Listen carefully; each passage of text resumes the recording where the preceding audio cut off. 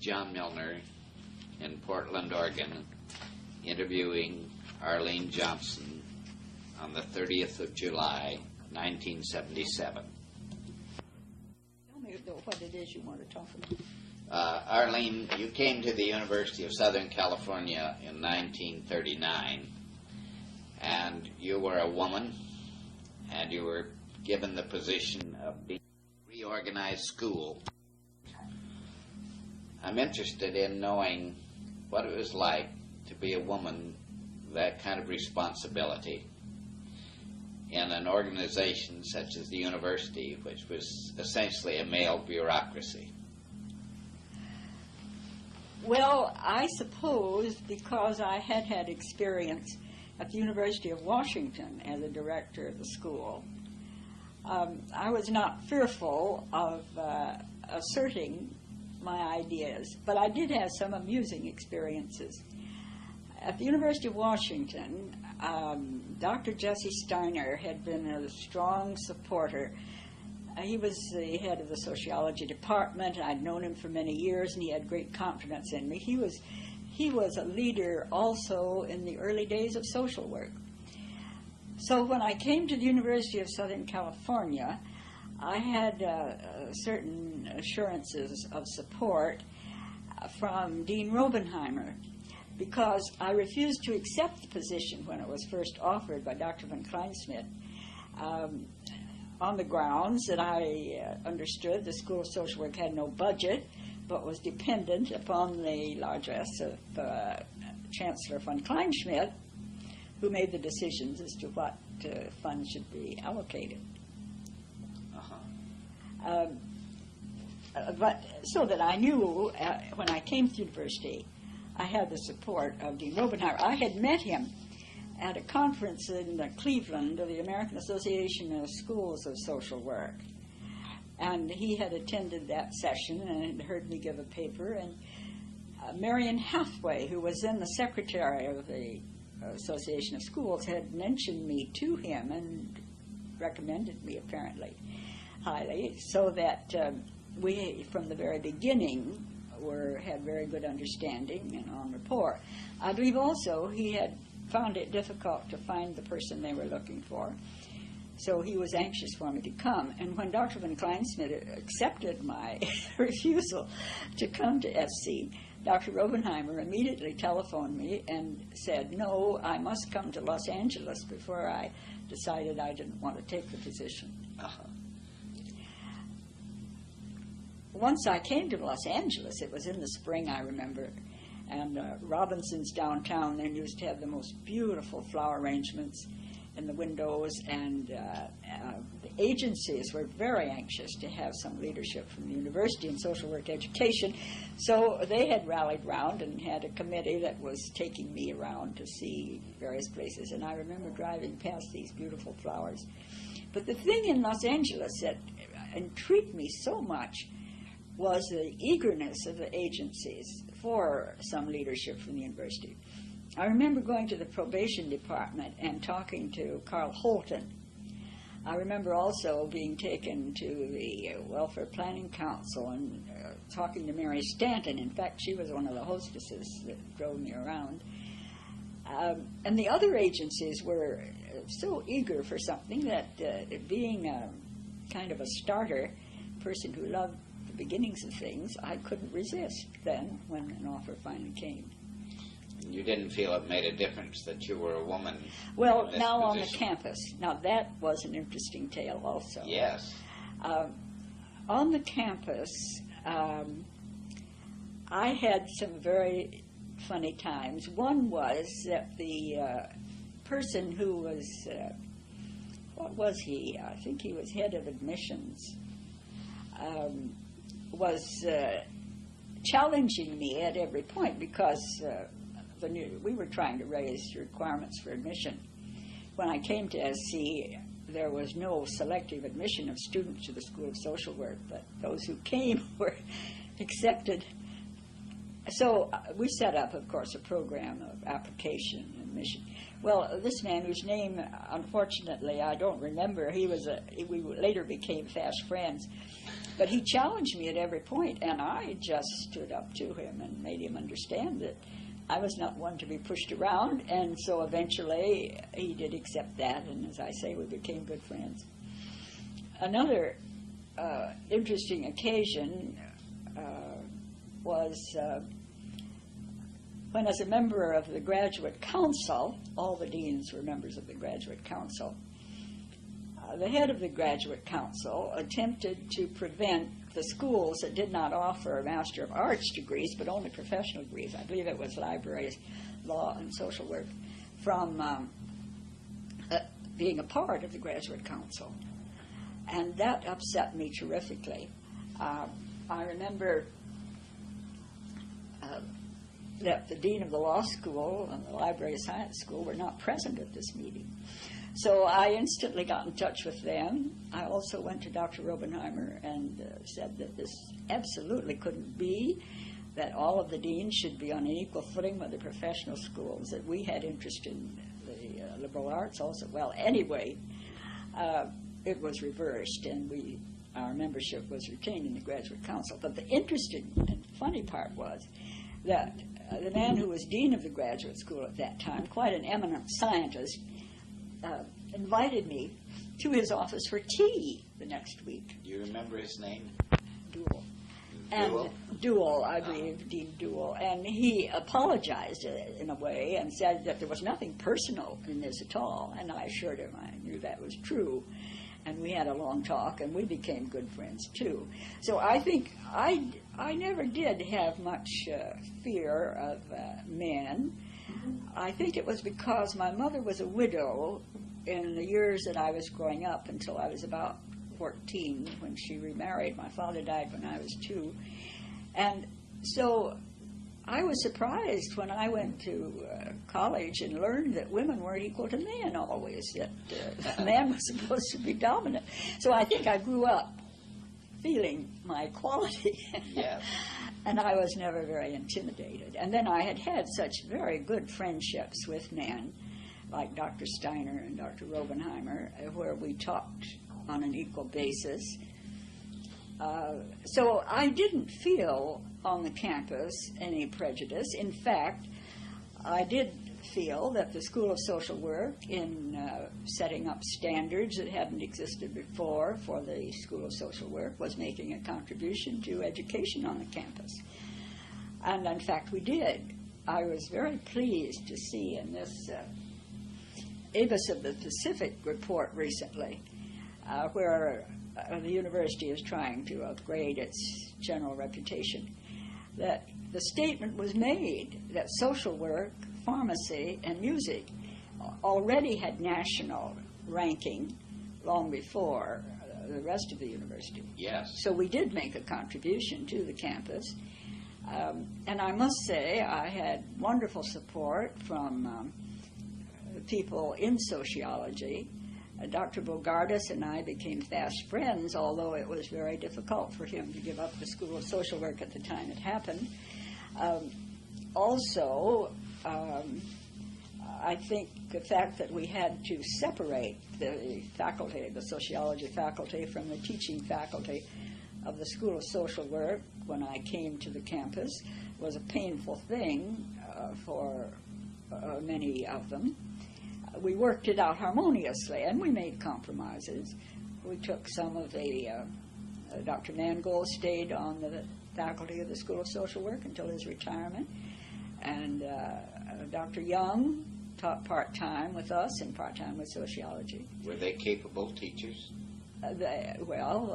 Yes, in a way. In a way, they weren't teaching research, for instance, in the terms that I had hoped, because they taught it more from the social science and the professional research point of view. But before I ever accepted the position, when I made this spring visit to Los Angeles, I did go to call on all the faculty that were in town at that time. I guess it was a spring vacation, and prepared them to know whether they wished to cooperate in this change that was going on the campus, and they were all Christian gentlemen. And women, Christian women. Dr. McClanahan took over the undergraduate counseling and didn't teach in the school any longer. But when I came to the university, the only social worker on the campus, in the School of Social Work, was Eleanor McQueary. Yes. She had been in the Welfare Council, and she was a lovely and wonderful person. And was a great, I met her, of course, too, in the spring, and learned a lot about the school and what she was doing the best she could. Under the circumstances, she didn't have authority, of course, but she was improving the field work as she could. And she said to me that she didn't have professional training as such academically. Her academic work had been in, I think, English and literature. But she was a natural-born social worker and a very able person and had many years of experience. And she said then, if the time comes when you feel that I am not the person to be on the faculty, let me know. Well, it was several years later before that time came, but eventually it did. The other person who had been employed before, the other social worker who had been employed before I came to the campus, was Ruby Inlow. Yes. She had been interviewed by Dr. Van Kleinsmith in Indianapolis. She had been teaching at the University of Indiana School of Social Work. And I remember so vividly my first glimpse of her. When I came to the campus at the end of the summer session, she had been teaching that summer, and I sat in this big room, which was the office of the School of Social Work at that time, with one little temporary partition in a corner that was supposed to be for the dean. But I sat outside, and there was a desk there where a clerk sat, and Ruby Inlow came through. And I remember my glimpse of her as a lovely, slender, dark-haired person. And she proved to be a great asset. She was a natural-born teacher. She was a gentle person of wide interests, and she was a great support. She was a truly professional person. So we were very fortunate in having these two women as the mainstay. And to that, of course, we added other faculty, full-time and part-time. Mm-hmm. And really, social work was regarded as a woman's profession. Mm-hmm. You started with largely women on your faculty. Well, we started with those two women. We had, of course, these other people who were in the sociology department, Mangold and Young. And then, of course, we added lecturers as we could get them.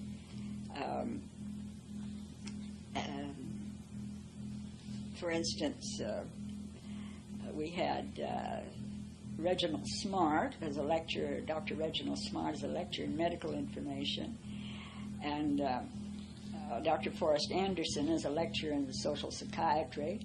This was all in 39-40, the very first year.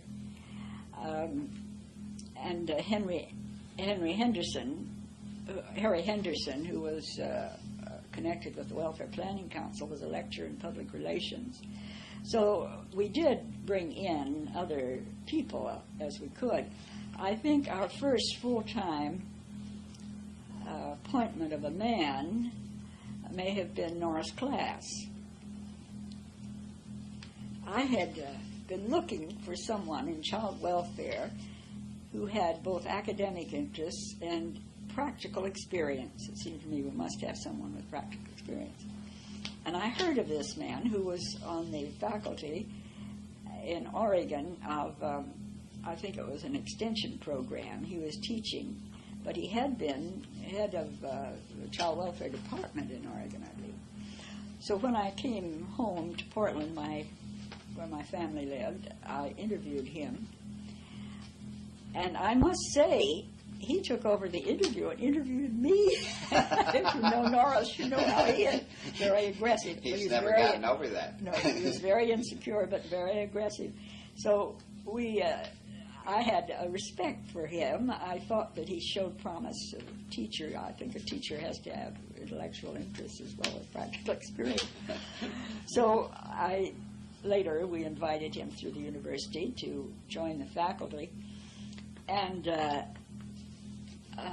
he had to delay it for a semester because he was ill. Always thought. But I said, well, we'll hold the position open for a semester for you. So he finally joined us in the spring. But in the meantime, in order to have someone in child welfare, we persuaded Eileen Blackie, a very nationally known social worker, to come and do teaching in child welfare. And she did it so successfully that years afterwards, the probation department and other agencies would say, why don't you bring back Eileen Blackie? She was a very good person. She later became one of the women deans of the world. Yes, later she was a dean of Western Reserve and of UCLA. Israel. A very able person. In fact, Ruby and I had hoped she might succeed me at SC and keep the women's tradition, but she wasn't interested at that time. So we also were looking, of course, for someone to teach medical social work, because that was a very lively group locally who wanted something. And so when I would go to meetings in the East, I would interview Kate McMahon, who was the executive secretary of the American Association of Medical Social Workers. And she recommended Elizabeth Payne, who was then doing some teaching and supervising at Washington University St. Louis School of Social Work. So I interviewed Betty Payne, and she joined the faculty in 1941-42. Then there was, the next year, there was great interest in group work locally. And again, after interviewing people, we invited Harley Treckery to come on in 1942-43 as associate professor of social work. So gradually, we built up a faculty. In the meantime, we used local people part-time. Yes. And people from related departments and so forth. I think you have to recognize it, remember that at this early date, in 39, 40, 41, 42, the field of social work, professional organizations of social work were all very dispersed. The medical social workers had their national organization, the group workers, the psychiatric social workers. All of these groups had separate organizations. One of the best things we did that I forgot to mention in 1941-42 was to invite Harriet Bartlett to come for the spring semester. She was a nationally known medical social worker who was also known as a scholar. And Harriet was a great stimulation to the community and to the campus. I remember well the day that we sat on the Davenport in my apartment in Los Angeles and decided the time had come when all these national professional organizations ought to be one. And I was then, I believe, the president of the American Association of Schools of Social Work. So we got busy. And we did get them together to be a part of the Association of Schools of Social Work. Of course, not we alone, but we really gave the first leadership to that. It seems strange now to think that we had 5 professional organizations instead of 1. Yes. At that time, or at the time particularly when you came to school, did you feel that social work as a profession was really acceptable to other departments and schools within the university? Or was it kind of the low man on the totem pole? Well, it was, I suppose, not too highly regarded, but my experience at the University of Washington and at the University of Southern California was that once you were accepted on the campus, and that if you made overtures to these other departments, you got a wonderful reception. At the University of Washington, I had worked with public administration and political science, education, and we had a leaflet we published on what we considered good undergraduate preparation, and it came from all these other departments as well as sociology and so on. Mm-hmm. And on the campus at the University of Southern California, we had excellent cooperation from economics and political science and anthropology. At one time, I was concerned about the number of students who were applying who had no social science background. So we offered a course taught jointly by these departments with Noy Class, the coordinator, in contemporary social thought and the professions.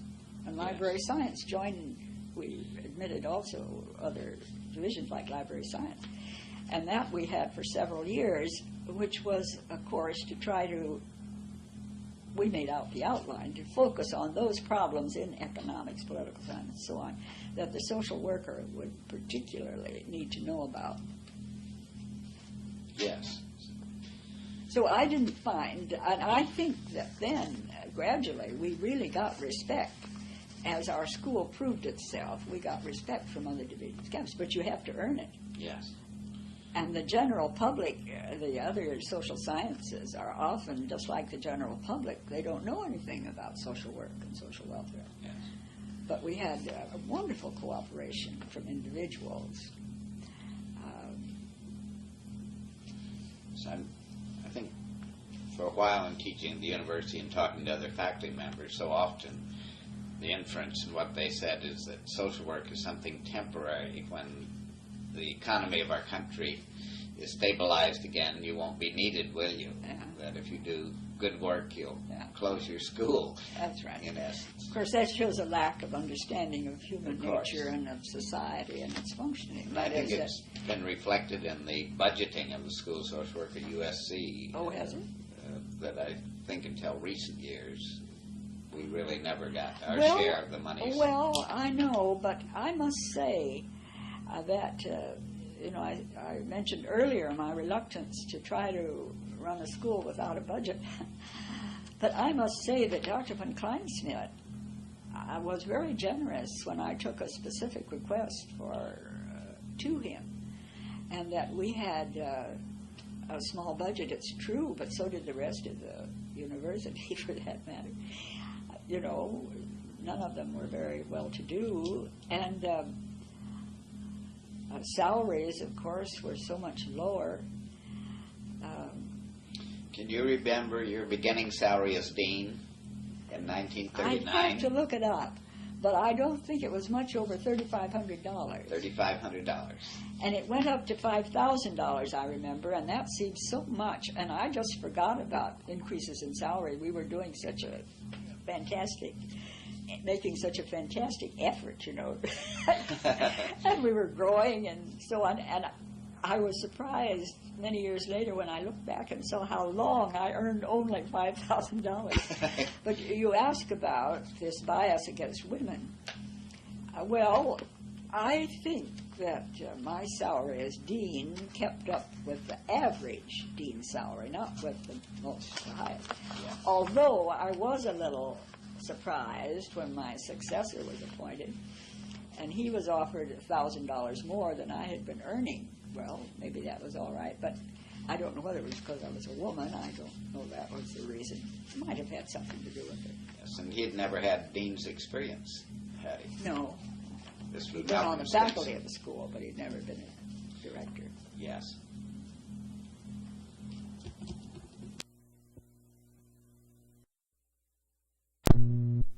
This is John Milner continuing my interview with Dr. Arlien Johnson, Portland, Oregon, the 30th of July, 1977.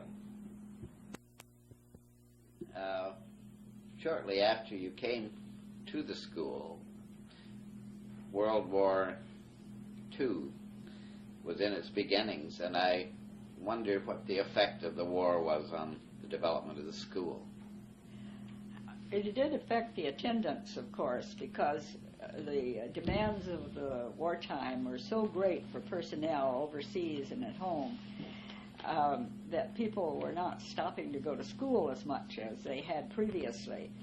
And our efforts were to give such courses as we could to help those who were being inducted into positions for which they weren't prepared.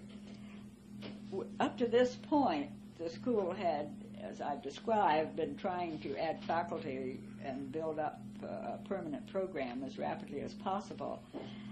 But the wartime conditions did bring some pause to this. I remember we had Benjamin Youngdahl, the dean of the School of Social Work from Washington University, St. Louis, for a summer session. And we could get an enrollment of only 5 or 6 people for his teaching because people weren't going to summer schools right then. And Ben mentioned years afterward how much he enjoyed that summer in Los Angeles. It was a pleasant time to have him, but it wasn't very profitable when we had such low enrollment. The next, of course, as the war ended, there were these veterans' benefits made available, which brought a great influx of students, many men, very able men, who would never have gone to college. Some of them learned for the first time there was such a thing as social work. For instance, Carl Schaefer came in one summer. He had been an officer in the Navy, and he had learned through his responsibilities as an officer that people had a lot of problems and he didn't know how to handle them, and he'd learned about social work, and he came in and said that instead of joining his father's business, he thought he'd like to look into becoming a social worker. I was very dubious, and I said to him, well, I think you should test this out. If you want to go down to family service and volunteer for a summer and find that this is a permanent interest you have, then we'll accept your application. He did that, and of course he became a social worker and has been on the faculty. The next permanent appointment to the faculty wasn't made until about, the important faculty, permanent faculty, was not made until about 1946-47, when John Milner came on. I had known John as a FERA student at the University of Washington on one of these scholarships from Idaho, and had liked him very much. Later, of course, he went to Columbia University and took his regular master's degree and finished his work there. But when John came out of the service, he came to see me in Los Angeles, and we had long talks about possibilities. He thought he might be interested in some teaching, and he went into family service as a field supervisor for us for, was it a year, John? Or a few months.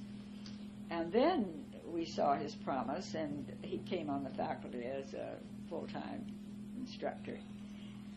And, of course, has been a most valuable member all through the years of the growing school. Rose Green was also added to the faculty a little later in psychiatric social work as that field grew. I had a tremendously interesting experience as a newcomer to Los Angeles in the early 1940s in trying to help develop resources. At that time, there weren't clinics, and there wasn't a mental hygiene program as such. In fact, I was on the board of family service and sat next to a board member of what was called the Mental Hygiene Society. And I said to her, you know, I've been very interested in mental hygiene in Oregon and Washington, where they have good mental hygiene societies. I'd like to become a member. Oh, she said, I don't think we have any openings. And then I learned that the so-called Mental Hygiene Society was only the board of the what was really the Child Guidance Clinic. And that startled me so that I began looking around and found that Los Angeles was really a desert as far as psychiatric social work was concerned. I made many inquiries. There's a record. I wrote a process record that gives a detail of all this. But the point was that among the people I interviewed was Dr. May Ram, a psychoanalyst, MD in Beverly Hills, And this was about 1941, I guess, and she told me there were only about 5 psychoanalytically oriented psychiatrists in the whole region. The rest of them were neurologists. Well, that was something. So I went to Dr. Treadway of the National Health Service and talked it over with him and various others and so forth. But we were trying to develop resources for placements for students as we got qualified faculty like John and Rose Reed. And Ruby and I had done what we could with the little organization of AAPSW. Well, it was a fascinating development, and I think I mention it because it shows how important the development of resources in the community, how well it's related to the development of a school of social work in the community. They go together. Well, after the war, of course, enrollment boomed on the campus. And as I mentioned before, the veterans began to come back with educational benefits, and we had some of our most able graduates who came in at that time who would never have been social workers had it not been that they had this experience in the war and then learned about the possibility of social work. Well, so it was that we gradually built up the faculty and the curriculum, and I think I should mention that Josephine DePaula came on the faculty about 1951-52, and at that time also Elizabeth McBroom and Dean Maurice Hamovitch. I might just give a note on Maurice. My first impression of him was when I interviewed him on the University of Chicago campus. He was just finishing his doctoral work. We were looking for someone to teach research in social work, someone who was soundly grounded in social work but who could teach research. And Dean Wright of the University of Chicago recommended him. Well, he didn't have quite as much experience. He was a Canadian by birth but had become an American citizen and had some experience in Canada in the field, but I didn't think he had quite as much experience as we were looking for, so we invited him to come on a one-year appointment. Well, of course, he proved to be a person that we wanted to have there permanently, and now, of course, he's dean of the school and doing great credit to all of the experience he's had in the meantime. He was a person who took advantage of the National Institute of Mental Health scholarship for faculty. I was on the national training committee of NIMH, and was very excited. Came back and urged the faculty to consider this, that here was an opportunity for a faculty member to go someplace in the field and get experience for a year and improve their teaching. Well, Morey took his young family, to Boston, Cambridge, and had a wonderful year with Dr. Kaplan and others in community mental hygiene. I think he was one of the first people that our school was one of the first to apply for that. Also, there were opportunities for Fulbright scholarships, and Elizabeth McBroom, under this prodding, also got interested and went as a Fulbright scholar to Thailand and came back with fascinating experiences. So the faculty have gone back and forth in experience. John Milner went around the world and came with all kinds of stories of people and places that he had seen, and the school began to grow and to be something solid that had a national reputation. To accommodate the returning veterans after the war, the school developed what I used to call the Hopped Up program. Oh, yes. I wonder if you could make some comments about that. Well, yes. I think this is a confession that I don't know how much I'd want publicized. But I remember sitting in a dean's meeting with, I guess Dr. Topping was president at that time. And, of course, the problem of financing the university was always one of great interest, not only to the president, but the deans, who depended on income of the university to realize their particular ambitions. And during that meeting of the deans, I began to think of how we could do, and he talked about the veterans returning and all the responsibility the university had for these men. And I began to think, well, here's a possibility of doing something for the veterans and also for the income of the school. Why don't we have an accelerated program and admit them in the spring semester? And that did come about and lasted, for how long? Maybe 10 years. And then it had outlived its usefulness. And I guess it was during Dean Hamovitch's regime that it was dropped. Anyway, eventually it was dropped. But it answered a certain need because the men didn't have to wait, you see, until fall to enroll, but could come in the spring and had an accelerated program. It presented some problems in scheduling, of course, because we ran through the summer. But I think that it was useful. So it has place. Even though it had a financial impulse at the beginning. Yes. I wonder, did the influx of men into social work school change the nature of the school considerably? I am not conscious of it at this late date. I think we were all very pleased with the quality of some of the students we got. And, of course, it made a much better balance of men and women on the campus and in the school.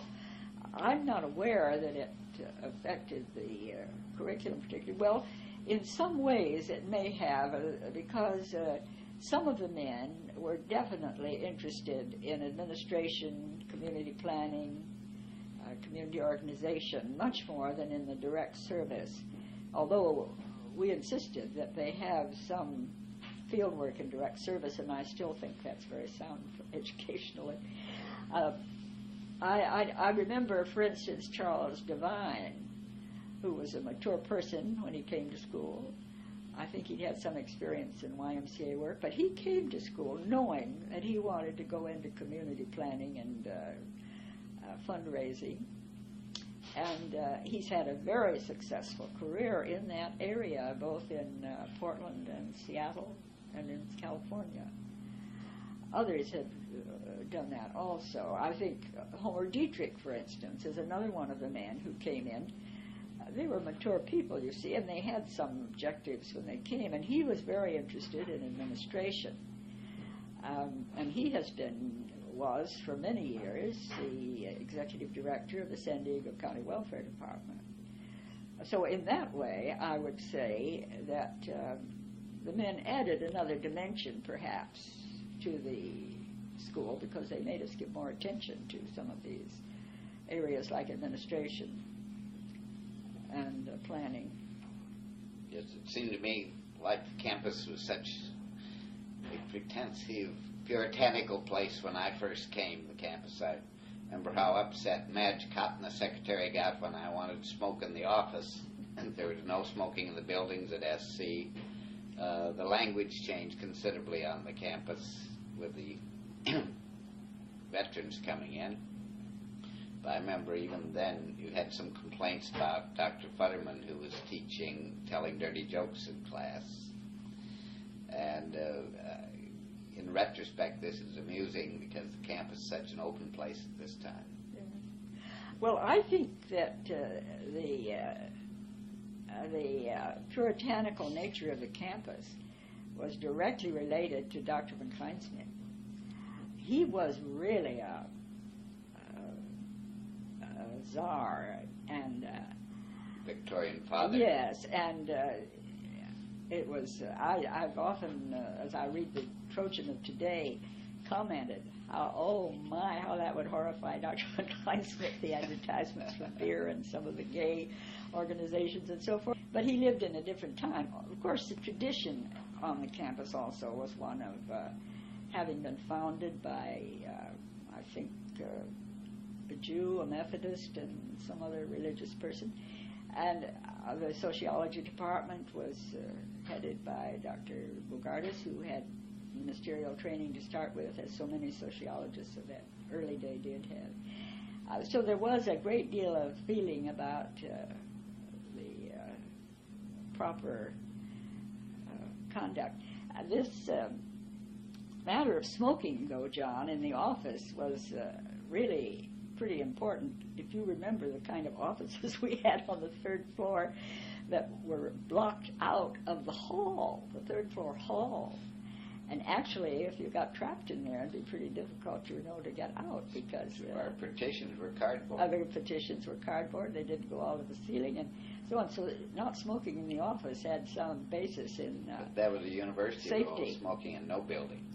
Was it then? Yes. Well, it may well have been. It may well have been. Yes, it was a very different place from today. But then the life of those years was different. And I think that the veterans returning, as you say, probably did open up the campus a little. Made a great difference, yes. Arlene, your immediate successor was Malcolm Stinson. Could you talk a little bit about what got into the selection of Dean Stenson for that job? Well, that's pretty difficult for me to remember. I had always resolved and made my plans accordingly in taking out some annuities that today don't amount to anything, but at that time I thought were pretty adequate. I'd always thought that I would retire at age 60. So that time came and passed, and I began to say, I think it's time for some younger person perhaps to come in. I don't want to wait till I'm 65. And so we kept talking about some of these things. And as I look back on it now, I regret very much that I was so dominating in taking the initiative in trying to get a new dean. On most campuses, I guess, of the University of California, sometimes the schools aren't even represented when their deans are chosen. But I was very dominant in getting the permanent faculty together and talking it over about what did we want in a new dean. And we did put down some qualifications. I might digress here to say that I do think one of the things that we did all through the years that I was dean was to look ahead for what we wanted to be doing, always have something ahead. For instance, the Doctor of Social Work degree was talked about for at least 4 years before we ever were able to realize it. But we were always pushing ahead to think what we wanted to do next. Well, we, the permanent faculty, those with tenure, formed a committee, and we began to look over the field. And we did find names, and the faculty did consider them. Some of them they turned down just without even seeing. Some we brought to the campus for interviews. One of my choices was Canadian, that I have had a very high regard for in community organization, and a very charming person, very able person too. We brought him to the campus, and the faculty were kind of lukewarm about him, but they didn't reject him. So that we even, university even paid to have his wife come out. She was a physician and had a practice in Toronto, and so the question was whether she would want to come. He was then on the faculty of the school at the University of Toronto. Is that the University of Toronto? And I think he was earning $8,000. He was just a professor. Henry was the head of the program at Toronto. Well, we gave that man such a boost. He turned our job down because he felt that his wife didn't want to come, and it would be quite a move for them from Toronto to Los Angeles. But he we gave him such a boost with his own university that he was immediately promoted, I think, much higher salary. And in a short time, he left to become president of a college. Well, I always developed quite a rapport with these men that I interviewed. And so he had a bird carved by one of his friends, a lovely little wooden bird carved and sent to me. And when I thanked him, I said, "Thanks for giving me the bird." But anyway, that was the end of that. And then we also interviewed a man on the faculty at the University of Chicago that I was quite enthusiastic about, and the faculty thought might be acceptable. And he had a wife whose problems interfered with his further accepting of, though the university paid to bring him to the campus. Then we also interviewed Howry, who was dean at the University of Washington, had done very well there in building up the school, which had declined during the war. And he was brought to the campus and interviewed. I don't know, the faculty weren't very enthusiastic about him. And he turned us down. Well, you see, we really had a lot of people. The university had spent money on bringing to the campus. We surveyed the field further, and we went over the kind of qualifications we wanted. Then someone suggested Malcolm Stinson, who was at that time in India. He had been on the faculty at the University of Minnesota and the University of Pittsburgh. He was interested in research, and I thought myself that was a good field for a person who was going to be dean, because he'd have perhaps a broader view of the curriculum than some others might. And wasn't he recommended by Helen Wright, who'd been in India with him? I She think was then so. dean at Chicago. I think so. She recommended him. And Kidna at the University of Minnesota gave him a very high recommendation. So I had known him just casually. At meetings, I'd known him as another member of the Council on Social Work Education, Organization of Schools of Social Work. So, lo and behold, he was made an offer and accepted before he ever got to Los Angeles. I'm not sure that was the best procedure, and as I look back now, I feel very sorry that I was so dominant. I think that it should have been a wider committee, and that I should have not have been a part of it, probably. But you see, I had such identification with the school. It was like giving up a part of myself, even though I wanted to give it up. And so I was very anxious about it. And so, but Malcolm Stinson came through with his wife when they returned from India, and we had a very happy meeting with them. President Topping interviewed him. They were both from Missouri. He'd grown up not far apart in Missouri, and Topping seemed to like him, and other members on the campus who talked to him. And so, lo and behold, we had a dean. Arlene, you did a great deal to attract and to develop the support of the alumni for the School of Social Work. I wondered if you'd like to comment on how you went about doing this, and how the development of the Alumni Association really came into fruition.